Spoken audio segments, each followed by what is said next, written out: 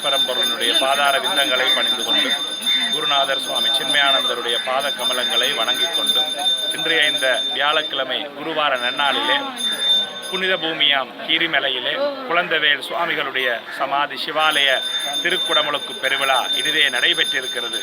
இறைவனுடைய திருவருளும் குருமார்கள் மகான்களுடைய குருவருளும் ஒன்று கூடியிருக்கக்கூடிய இந்த புனிதமான இடம் இயற்கை அன்னை சமுத்திராதேவி தன்னுடைய ஆசீர்வாதத்தை அள்ளி அள்ளி வழங்கி கொண்டிருக்கின்ற இடம்.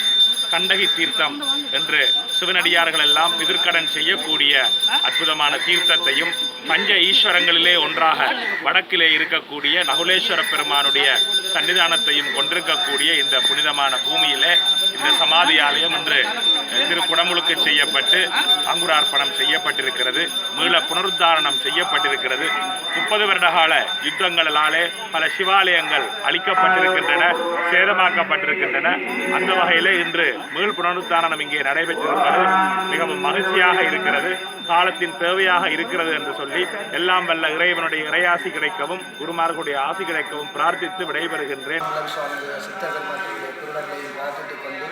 இன்றைய தினம் சைவத்தமிழ் வரலாற்றிலே மிக முக்கியமான ஒரு சித்தராக இருக்கின்ற குழந்தவேல் சுவாமியுடைய சமாதி சிவாலயம் சைவத்தமிழர்களுடைய புனித பூமியாக பஞ்ச ஈஸ்வரங்களில் ஒன்றாகிய நவலேஸ்வரம் அமைந்திருக்கின்ற இந்த கீரிமலை பகுதியிலே பல தசாப்தங்களின் பின்னர் 3 தசாப்தங்களின் பின்னர் புனருத்தாரணம் செய்யப்பட்டு கும்பாபிஷேகம் தமிழிலே கண்டிருக்கின்றது.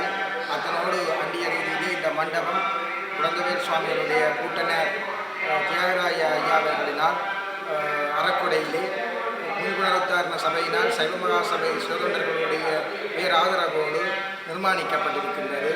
இங்கே பல அறப்பணி காரியங்கள் எதிர்காலத்திலே நடைபெற இருக்கின்றன. யோகாசனம், தியானம் போன்றவையும் எங்களுடைய சமூகத்திலே இருக்கின்ற மக்களை ஆற்றுப்படுத்துகிற அவர்களுடைய நல்வாழ்விலே உழைத்தல் போன்ற பல கைங்கரியங்களை சித்தர்கள் மக்களுடைய ஆசீர்வாதத்தோடு செய்யப்பட இருக்கிறது.